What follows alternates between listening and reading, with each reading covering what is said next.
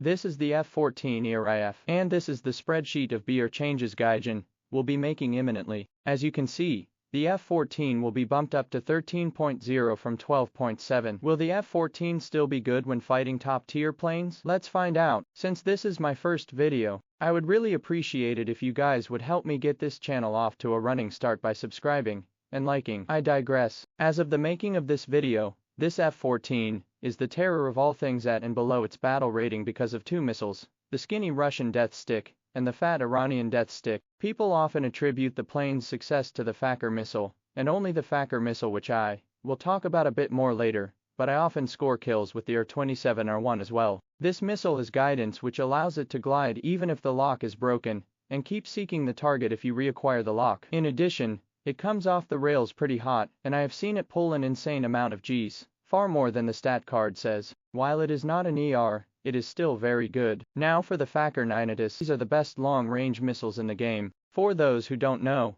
their acceleration and max speed are absolutely insane. They may be less maneuverable than most other Fox 3s, but they will reach the enemy before they get their heads out of their asses. So the big question is, will this plane still be good at 13.0? In my opinion, yes. While the F-14 doesn't have the best airframe, at this BR it has highly competitive missiles and a radar to match. At its current BR you are getting top-tier matches anyway, so really all this shift means is more top-tier and less Phantoms and F-1Cs. While it is far worse at visual range combat compared to aircraft like the Eurofighter, F-16, and Rafale, it is still on par if not slightly better at BVR. The only concern you should have when engaged in BVR is your relatively small countermeasure load at 60. So use those sparingly as it fires 2 with 1 click. That's all for today's video. Consider subscribing and liking if you haven't already, and have fun in your only slightly nerfed Persian Tomcat.